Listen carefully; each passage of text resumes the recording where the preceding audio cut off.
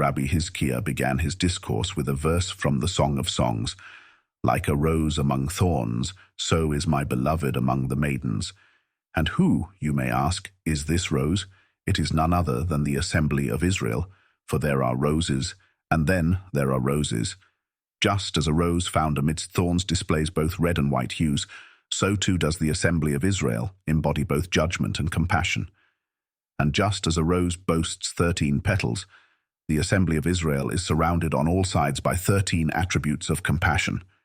In a similar vein, from the moment the name Elohim, meaning God, is invoked, it generates 13 words that encircle and safeguard the assembly of Israel before being mentioned once more. And why, you may wonder, is it mentioned again? To yield 5 sturdy leaves that surround the rose. These 5 are known as salvation. They are the 5 gates. It is about this mystery that the psalmist wrote, I raise the cup of salvation. This is none other than the cup of blessing, which should rest upon 5 fingers, no more and no less, just like the rose sitting atop its 5 robust leaves, a paradigm for the 5 fingers. This rose is the very cup of blessing. From the second utterance of Elohim until the third, 5 words appear. And from this point onward, light, created, concealed, contained within the covenant, entering the rose and emitting seed into her. This is the tree bearing fruit with its seed inside, as described in Genesis. That seed endures in the actual sign of the covenant. Just as the image of the covenant is sown through 42 couplings of that seed, so too is the engraved explicit divine name sown with 42 letters in the act of creation. Bereshit, in the beginning, Rabbi Shimon opened with a verse from the Song of Songs. The blossoms have appeared on the earth. The time of pruning has arrived. The voice of the turtle dove is heard in our land. The blossoms, he explained, represent the act of creation that appeared upon the earth. And when did this occur? On the 3rd day, as it is written, the earth brought forth vegetation. It was then that they appeared on the earth. The arrival of the pruning time signifies the 4th day, when the pruning of tyrants took place. This is hinted at by the word meorot, meaning lights, which is spelled deficiently in the Torah.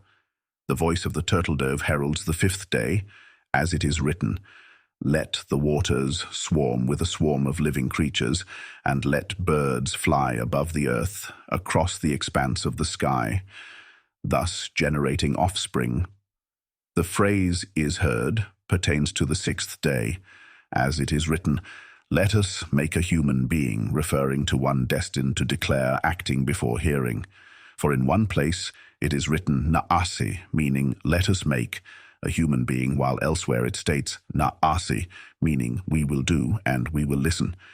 The phrase in our land symbolizes the Sabbath day, a paradigm for the land of eternal life.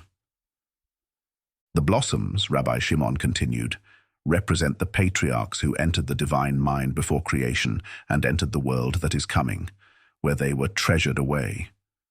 From there, they emerged in secret and were concealed within the prophets of truth. When Joseph was born, they were concealed within him. And when Joseph entered the Holy Land, he planted them there. It was then that they appeared on earth and were revealed. But when are they visible? When the rainbow is revealed in the world. As the rainbow appears, so are they revealed. And at that moment, the time of pruning arrives, the time to excise the wicked from the world. But why, you may ask, are they spared? Because the blossoms have appeared on the earth. Had they not appeared, the wicked would not remain in the world, nor would the world itself endure. And who sustains the world, enabling the revelation of the patriarchs? It is none other than the voice of children engaging in the study of Torah.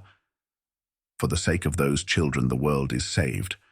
Corresponding to them, it is said, we will make you wreaths of gold. These wreaths symbolize the little children, the youngsters, as it is written, make 2 cherubim of gold.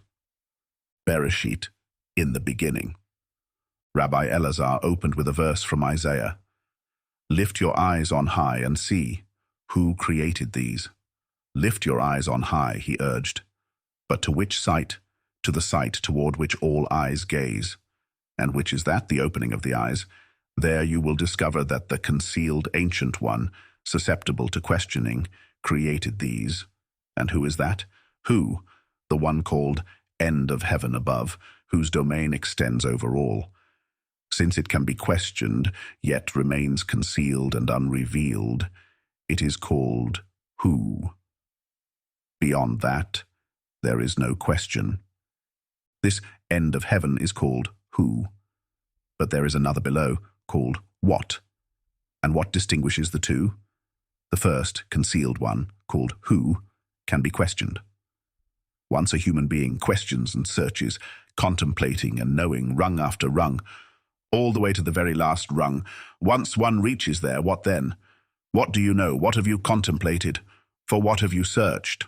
All remains concealed as it was before. Concerning this mystery it is written, what can I take as a witness to you? What can I compare to you? When the holy temple was destroyed, a voice cried out with these very questions.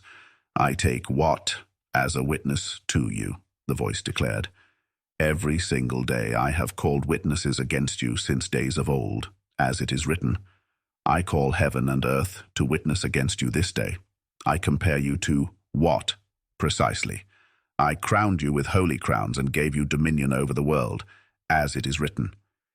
Is this the city that was called perfect crown of beauty, joy of all the earth? I called you Jerusalem built up, a city bound together. But now what can I liken to you to console you? Just as you sit desolate, so it is above, as it were. Just as now the holy people do not enter you in holy array, so I swear to you that I myself will not enter above until your inhabitants enter you below. This is your consolation. I compare this rung to you completely. But now that you are here, your ruin is vast as the ocean. Yet if you say you cannot endure or be healed, then who will heal you really? That concealed high rung in which all exists will heal you and raise you up. Who is the end of heaven above? What is the end of heaven below? Jacob inherited this, running from end to end, from the first end who to the last end what? For he stands in the middle. Thus, who created these? Rabbi Shimon said, Elazar, my son, cease your words so that the concealed mystery on high, unknown to any human, may be revealed. Rabbi Elazar fell silent. Rabbi Shimon wept and paused for a moment. Then he said, Elazar, what is the meaning of these? If you answer stars and constellations, they are always visible there and were created by what, as it is said, by the word of Yah the heavens were made. As for things concealed, they would not be referred to as these, for that word indicates something revealed. This mystery was only revealed to me one day when I was at the seashore. Elijah came and asked me, Rabbi, do you know the meaning of who created these? I answered, these are the heavens and their array, the work of the Blessed Holy One. Human beings should contemplate them and bless him, as it is written. When I behold your heavens, the work of your fingers, the moon and stars that you set in place, Yahweh our Lord, how majestic is your name throughout the earth. Elijah then said to me, Rabbi, the word was concealed with the Blessed Holy One, and he revealed it in the academy on high. Here is what was said. When the concealed of all concealed verged on being revealed, it produced at first a single point, which ascended to become thought. Within it drew all drawings, engraved all engravings, carving within the concealed holy lamp, a graving of one hidden design, holy of holies, a deep structure emerging from thought called me, who, origin of structure, existent and non-existent, deep and hidden, called by no name but who.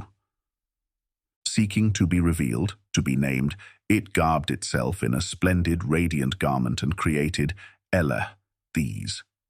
Ele attained the name, these letters joined with those, culminating in the name Elohim. Until it created Ele, it did not attain the name Elohim. Based on this mystery, those who sinned with the golden calf said, Ele, these are your gods, O Israel. Just as me is combined with Ele, So the name Elohim is constantly polysemous. Through this mystery, the universe exists. Then Elijah flew off, and I did not see him. From him I discovered the word, whose mysterious secret I have now demonstrated. Rabbi Elazar and all the companions came and bowed down before Rabbi Shimon. Weeping, they said, "If we have come into the world only to hear this, it is enough." Rabbi Shimon continued, "So the heavens and their array were created by Ma. What, as is written, when I behold your heavens, the work of your fingers, the moon and stars that you set in place, how majestic is your name throughout the earth. Your splendor is celebrated above heaven, to attain the name. For it created a light for its light, one enclothed in the other, and it attained a high name. Thus, in the beginning, Elohim created, Elohim above. For Mah was not so, it is not composed until these letters. Eleh are drawn from above to below, and mother lends daughter her garments, though not adorning her with her adornments. When does she adorn her fittingly? When all males appear before her, as is written, all your males shall appear before the sovereign, YHVH. This one is called sovereign, as is said, behold, the ark of the covenant, sovereign of all the earth. Then the letter He departs, and Yod enters, and she adorns herself in masculine clothing in the presence of every male in Israel. Other letters Israel draws from above to this site, Ele, these I remember. With my mouth I mentioned them, in my yearning I poured out my tears, drawing forth these letters. Then I conduct them from above to the house of Elohim, to be Elohim like him. With what? With joyous shouts of praise, the festive throng. Rabbi Elazar said, my silence assembled a temple above, a temple below. Indeed, a word is worth 1 coin, silence 2. A word is worth 1 coin refers to what I said, the meaning I aroused. Silence, too, signifies that by holding my silence, 2 worlds were created, erected as one. Rabbi Shimon said, from here on, the completion of the verse, as is written, the one who brings forth their array by number. These are 2 rungs, each of which should be inscribed. One is what, the other, who. This is above, that is below. The one above is inscribed by the words, the one who brings forth their array by number, the one who is known beyond compare.